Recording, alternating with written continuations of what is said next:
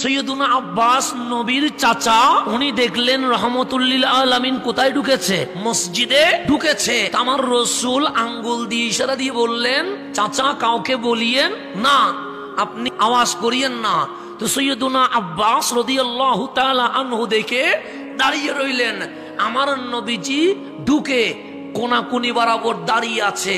তো একজন সাহাবী বলছে, বড় আশ্চর্যের বিষয়, আমার মাওলা বাবা আদমকে আল্লাহর খলিফা বানিয়েছেন, সফিউল্লাহ বানিয়েছেন। আরেকজন বললেন, এটার চেয়ে আরো আশ্চর্য আছে। সে কি আশ্চর্য? সে আল্লাহ কারো সাথে ডাইরেক্ট কথা বলে নাই, মুসা আলাইহিস সালামের সাথে ডাইরেক্ট কথা বলে মুসা কালিমুল্লাহ বানিয়ে দিয়েছেন। আরেকজন বললেন, আরো আশ্চর্য আছে। সে কি আশ্চর্য? সে মালিক হইয়া ইব্রাহিম আলাইহিস সালামকে খলিল বানিয়ে দিয়েছেন। আরেকজন বললেন, আরো আশ্চর্য আছে। কি আশ্চর্য? আল্লাহ মা বাপ ছাড়া কখনো সন্তান দেন না, কিন্তু বাবা ছাড়া মা মারিয়ামের মাধ্যমে ঈসা আলাইহিস সালামকে দিয়ে মাওলা রুহুল্লাহ বানাই দিয়েছেন। এক এক নবীর শান বলে ওনারা কি হয়ে যাচ্ছে, আশ্চর্য হচ্ছে।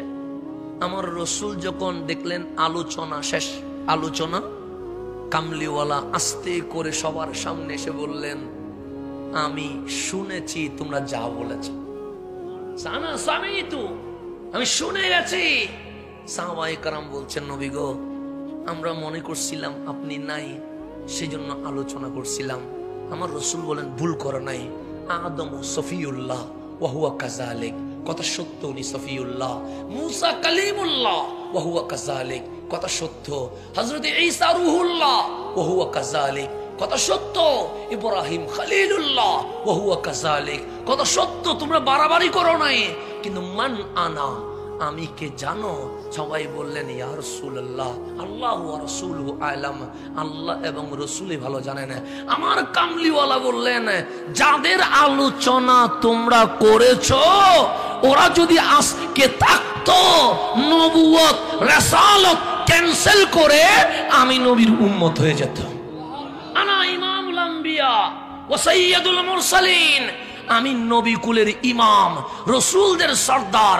লা ফাখরা, এতে আমার কোনো গর্ব নাই। আমি সেই যিনি কাল হাসরের ময়দানে সর্বপ্রথম উঠব। লা ফাখরা, এতে কোনো গর্ব নাই। আমি সেই যার কাছে কাল হাসরের লেওয়াই হাম থাকবে।